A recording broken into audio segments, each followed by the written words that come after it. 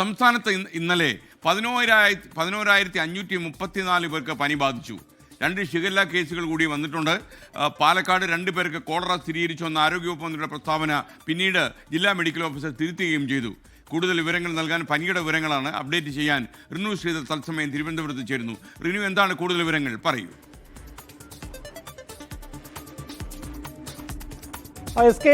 Good morning. എന്തായാലും സംസ്ഥാനത്ത് പകർച്ച വ്യാധികൾ വർദ്ധിക്കുന്നു എന്ന് തന്നെയാണ് കണക്കുകൾ സൂചിപ്പിക്കുന്നത്. പ്രതിരോധ പ്രവർത്തനവുമായി ആരോഗ്യവകുപ്പ് സുസജ്ജമാണ് എന്നുള്ളതാണ് അറിയിച്ചിട്ടുള്ളത് മന്ത്രി. ഇന്നലെ പാലക്കാട് ഈ കോളറയുമായി ബന്ധപ്പെട്ടുകൊണ്ട് ചില ആശങ്കകളുണ്ട്. മന്ത്രിയും മന്ത്രിയുടെ ഓഫീസും അതുപോലെ തന്നെ സംസ്ഥാന ആരോഗ്യ വകുപ്പിൻ്റെ ഒഫീഷ്യലായിട്ടൊക്കെ തന്നെ കോളറ സ്ഥിരീകരിച്ചു എന്നുള്ള ഒരു അറിയിപ്പ് നൽകുന്നൊരു സാഹചര്യമാണ് കഴിഞ്ഞ ദിവസം ഉണ്ടായത്. പക്ഷേ പാലക്കാട് DMO അത് നിരാകരിക്കുന്ന ഒരു സാഹചര്യം പിന്നീട് ഉണ്ടായി. ഈ പരിശോധന നടത്തുന്നുണ്ട്, വലിയ രീതിയിൽ ആശങ്കയുണ്ട്, പക്ഷേ സ്ഥിരീകരിച്ചിട്ടില്ല എന്നുള്ളതാണ് അതുമായി ബന്ധപ്പെട്ട് നൽകിയ വിവരം. ഒപ്പം ഇന്നലത്തെ കണക്കുകൾ നമുക്ക് ലഭ്യമായിട്ടുണ്ട്. 11,534 പേർക്കാണ് പനി സ്ഥിരീകരിച്ചിട്ടുള്ളത്. വയനാട് കൽപ്പറ്റ സ്വദേശിയായിട്ടുള്ള 10 വയസ്സുകാരൻ പനി ബാധിച്ച് മരിച്ചു. ഈ കുട്ടിക്ക് കോവിഡ് കൂടി സ്ഥിരീകരിക്കുന്ന ഒരു സാഹചര്യം ഉണ്ടായിട്ടുണ്ട്. ഒപ്പം ഇന്നലെ 2 പേർക്ക് ഷിഗല്ല രോഗവും ബാധിച്ചിട്ടുണ്ട് എന്നുള്ളതാണ് ഏറ്റവും പ്രധാനപ്പെട്ട ഒരു കാര്യം.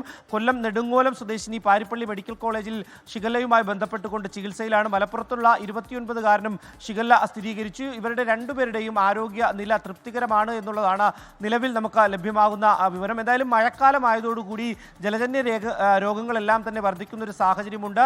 അതുകൊണ്ട് ജനങ്ങളും വലിയ രീതിയിൽ ശ്രദ്ധ പുലർത്തണം എന്നുള്ളൊരു നിർദ്ദേശമാണ് ആരോഗ്യവകുപ്പ് മുന്നോട്ട് വെക്കുന്നത്. SKN